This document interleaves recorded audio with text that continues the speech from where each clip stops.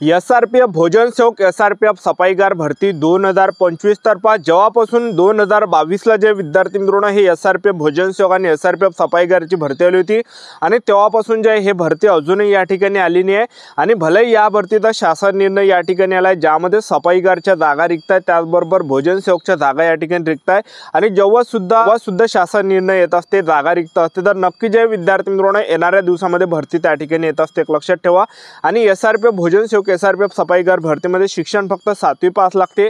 महाराष्ट्रातील तुम्ही कोणत्याही जिल्ह्यातले असाल तर मुला मुलींना या भरतीमध्ये फॉर्म भरता येणार आहे आणि या भरतीमध्ये सिलेक्शन होण्याचे जास्त चान्स आहे। मी तुम्हाला असं कोण सांगू राहिलो तर या भरतीमध्ये पेपर नाही आहे, त्याचबरोबर यामध्ये ग्राउंड नाही आहे, उंचीची काही अट नाही आहे, त्याचबरोबर यामध्ये इंटरव्ह्यू नाही आहे। तर आपलं जे यामध्ये सिलेक्शन होते तर यामध्ये व्यावसायिक चाचणीवर आपलं यामध्ये सिलेक्शन होते। तर व्यावसायिक चाचणी कशा प्रकारे असते आणि बरेच विद्यार्थ्यांचे वारंवार एकच कमेंट होते की सर एसआरपीएफ भोजन सेवक आणि एसआरपीएफ सफाईगारची अजूनही भरती या ठिकाणी निघाली तर भरती कोणत्या महिन्यापर्यंत निघणार आहे असे बरेच विद्यार्थ्यांचे कमेंट होते।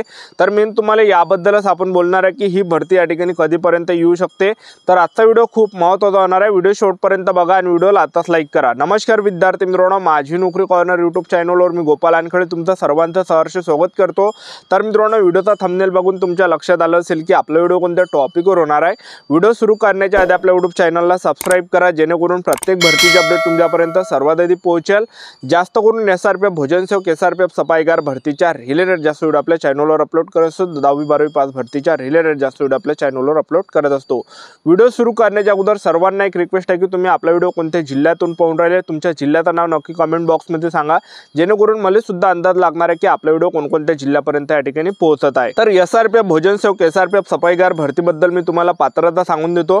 तर या भरतीमध्ये वयोमर्यादा जर विचार केला कारण की गट संवर्गातलं पद आहे एसआरपीएफ भोजन सेवक आणि एसआरपीएफ सफाईगारचं, तर यामध्ये जे विद्यार्थी मित्रांनो वयोमर्यादा 18 ते 38 वर्षापर्यंत वयोमर्यादा असते एसआरपीएफ भोजन सेवक आणि एसआरपीएफ सफाईगार पदामध्ये। त्याचबरोबर फीचा जर विचार केला तर खुला प्रवर्गासाठी यामध्ये 300 रुपये फी असते आणि मागासवर्गीयांसाठी यामध्ये 150 रुपये यामध्ये फी असते।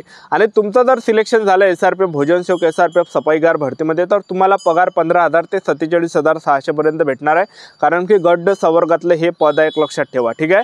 तर याच्या अगोदर जे विद्यार्थी मित्रांनो एसआरपीएफ भोजन सेवक एसआरपीएफ सफाईगार भरतीचा शासन निर्णय आला आहे तर तो मी तुम्हाला या ठिकाणी व्हिडिओच्या माध्यमातून दाखवून देतो। सर्वात अगोदर तर तुम्ही बघू शकता या ठिकाणी वर्ग ड कर्मचारी, तर हा शासन निर्णय आणि ही जी भरती आहे विद्यार्थी मित्रांनो एसआरपीएफ भोजन सेवक एसआरपीएफ सफाईगारची जी ही भरती आहे तर ही गृह विभागाअंतर्गत येते, लक्षात ठेवा। आणि हा गृह विभागाचाच जे हा शासन निर्णय लक्षात ठेवा। तर बघू शकता तुम्ही वर्ग ड कर्मचारी, तर पहा एसआरपीएफ भोजन सेवक ड वर्गच्या यामध्ये 32 जागा रिक्त आहे, लक्षात ठेवा। आणि पगार 15,000 ते 47,600 पर्यंत भेटणार आहे। त्यानंतर तुम्ही एसआरपीएफ सफाईगार भरतीचं गट संवर्गातलं पद बघू शकता तर यामध्ये सुद्धा बऱ्यापैकी 23 जागा यामध्ये आणि त्याचबरोबर पगार 15,000 ते 47,600 पर्यंत आपल्याला यामध्ये भेटणार आहे। तर एवढे सध्याच्या कंडिशनला जे विद्यार्थी मित्रांनो जागा रिक्त आणि यामध्ये जागा वाढू सुद्धा शकते, लक्षात ठेवा।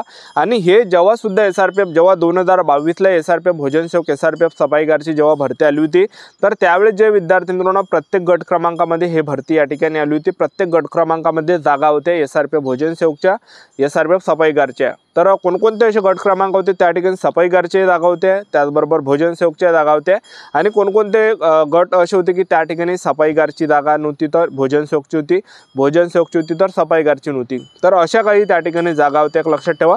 आणि ह्या कॅटेगरी वाईज त्यामध्ये जागा असते, लक्षात ठेवा, ठीक आहे। कॅटेगरी वाईज ह्या प्रत्येक गट क्रमांकामध्ये जागा असते। तर 2022ला जे विद्यार्थी मित्रांनो हे मे महिन्याच्या आसपास या ठिकाणी भरती आली होती आणि तेव्हापासून जे हे भरती या ठिकाणी अजूनही आली नाही एसआरपीएफ भोजन सेवक एसआरपीएफ सफाईगारची। तर बऱ्याच विद्यार्थ्यांची कमेंट होती की सर तुम्ही मे महिना या ठिकाणी सांगितलं तर मी सुद्धा तुम्हाला सांगितलं होतं की एसआरपीएफ भोजन सेवक सफाईगारची जी भरती ही मे महिन्यापर्यंत पडू शकते कारण की 2022ला सुद्धा मे महिन्याच्या आसपास त्या ठिकाणी भरती आली होती। तर असं वाटलं की ह्या वर्षी सुद्धा जवळपास शासन निर्णय आलेला आणि जवळपास मे महिन्यापर्यंत हे भरती येऊ शकते असं जे विद्यार्थी मित्रांनो वाटलं होतं। तर अजूनही जे हे एसआरपीएफ भोजन सेवक सफाईगारची भरती या ठिकाणी आली नाही आहे। तर ही भरती अंदाजित कधीपर्यंत येऊ शकते तर आपल्याला ऑगस्ट महिन्यानंतर ही भरती या ठिकाणी पाहायला भेटू शकते। तर तुम्हाला या ठिकाणी संयम ठेवायचा कारण की यामध्ये पेपर वगैरे नाही आहे एसआरपीएफ भोजन सेवक सफाईगार भरतीमध्ये, ग्राउंड सुद्धा नाही आहे, उंची सुद्धा नाही आहे, त्याचबरोबर इंटरव्ह्यू सुद्धा नाही। आपलं जे सिलेक्शन आहे हे डायरेक्ट व्यावसायिक चाचणीवर या ठिकाणी होणार आहे, ते सुद्धा तुम्हाला तुम्हाला पुढे सांगणार आहे। तर जवळपास ऑगस्ट महिन्याच्या नंतर ज्या बऱ्याच काही त्या ठिकाणी जाहिरात येणार आहे, पोलीस भरतीची सुद्धा येणार आहे, त्याचबरोबर वनरक्षकची सुद्धा होणार आहे, त्याचबरोबर बऱ्याच काही अशा महाराष्ट्रामध्ये जे विद्यार्थी मित्रांनो जागा त्या ठिकाणी रखडलेल्या आहेत, तर त्या ऑगस्ट महिन्याच्या नंतर तुम्हाला या ठिकाणी जाहिराती पाहायला भेटणार आहे। कारण की त्यावेळेस जे विद्यार्थी मित्रांनो स्थानिक स्वराज्य संस्थेच्या निवडणुका ऑगस्ट महिन्यापर्यंत या ठिकाणी होणार आहे, ऑगस्ट महिन्याच्या आसपास।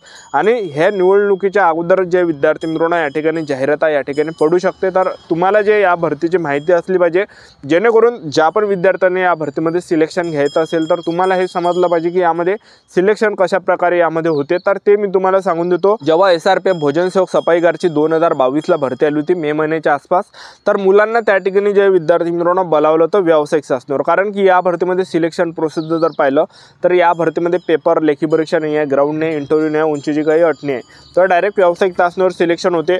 तर यामध्ये आपण व्यावसायिक चाचणीचा जर विचार केला, जे भोजन सेवकचं जे पद होतं, तर भोजन सेवक पदामध्ये जर आपण पाहिलं व्यावसायिक चाचणी कशा प्रकारे मुलांची होत आहे, तर सर्वात अगोदर मुलांचे डॉक्युमेंट या ठिकाणी चेक केले जात आहे। जसं 7वीचं मार्कशीट झालं, जे आधार कार्ड झालं, फोटो वगैरे झालं, कास्ट सर्टिफिकेट, डोमिसाइल झालं, जे हे मेन डॉक्युमेंट आहे हे चेक त्या ठिकाणी करायचे। आणि चेक झाल्यानंतर त्या ठिकाणी मुलांचा त्या ठिकाणी व्यावसायिक चाचणी व्हायचं। तर मुलांना एका रूममध्ये भोजन सेवकच्या पदामध्ये जे व्यावसायिक चाचणीसाठी नेलं जातं एका रूममध्ये, आणि त्या रूममध्ये मुलांना 5 पदार्थ त्या ठिकाणी बनवून दाखवावे लागायचे।